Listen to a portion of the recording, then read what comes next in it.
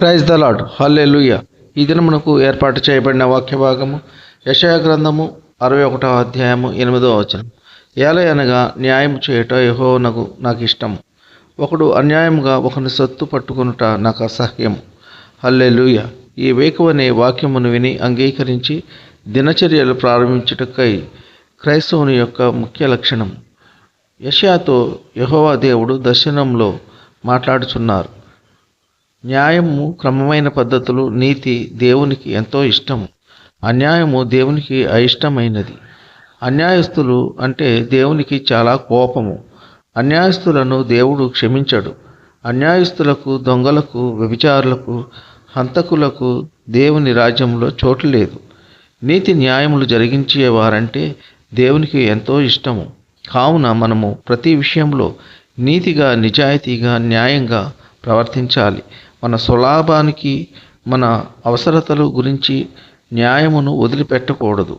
మనకు ఎన్ని శ్రమలు వచ్చినా, ఎన్ని నిందలు వచ్చినా, ఎన్ని అవమానములు వచ్చినా న్యాయమును ప్రేమించాలి, న్యాయముగా ప్రవర్తించాలి. నాకు హోదా ఉంది కదా, నాకు పలుకుబడి ఉంది కదా, నాకు అధికారం ఉంది కదా అని, డబ్బు ఉంది కదా అని బీదలకు అన్యాయం చేయకూడదు. అమాయకులను, దీనులను అన్యాయం చేయకూడదు. న్యాయాన్ని, ఒక క్రమాన్ని, పద్ధతిని తప్పించే వారిని దేవుడు కఠినంగా శిక్షిస్తారు. దేవునికి కోపం వచ్చిందంటే చాలా భయంకరంగా ఉంటుంది. ఆయన ఉగ్రతను రానియకుండా ప్రతి ఒక్కరూ ప్రవర్తించాలి. ఇతరుల సొమ్మును అన్యాయముగా తీసుకుంటే దేవుని ఉగ్రతకు గురి అవుతారు. దేవుడు ఈ కొద్ది మాటలు దీవించునుగాక. ఆమేన్. ప్రార్థన. కృపా సత్య సంపూర్ణుడా, మీ ఘనమైన ఉన్నతమైన నామమునకు వేలాది వందనాలు, స్తుతులు చెల్లించున్నాము తండ్రి.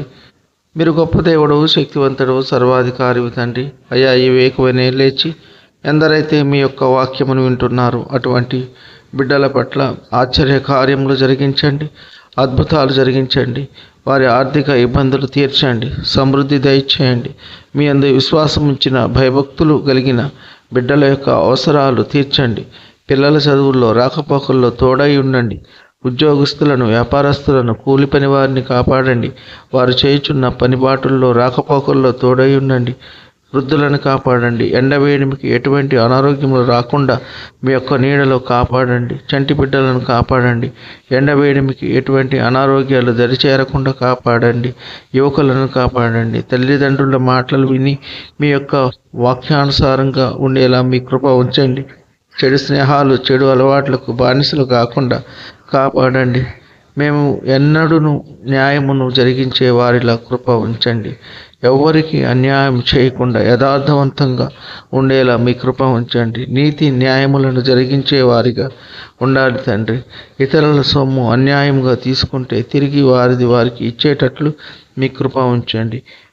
మా జీవిత కాలము ఎవ్వరికి అన్యాయం చేయకుండా, ఇతరుల స్వాస్థ్యము కానీ సొమ్ము కానీ తీసుకోకుండా మీ కృప ఉంచండి. న్యాయవంతులంటే మీకు ఎంతో ఇష్టలు తండ్రి. మీకు ఇష్టమైన జీవితం జీవించి మీకు మహిమకరంగా జీవించేటట్లు కృప దయచేయమని ప్రభువైన యేసుక్రీస్తు పేర వేడుకుంటున్నాము తండ్రి. ఆమేన్. విన్న వాక్యము దీవెనకరంగా ఉన్నట్లయితే లైక్ చేయండి, షేర్ చేయండి, సబ్స్క్రైబ్ చేసుకోండి. మీ సహోదరుడు Kola Daniel. God bless you.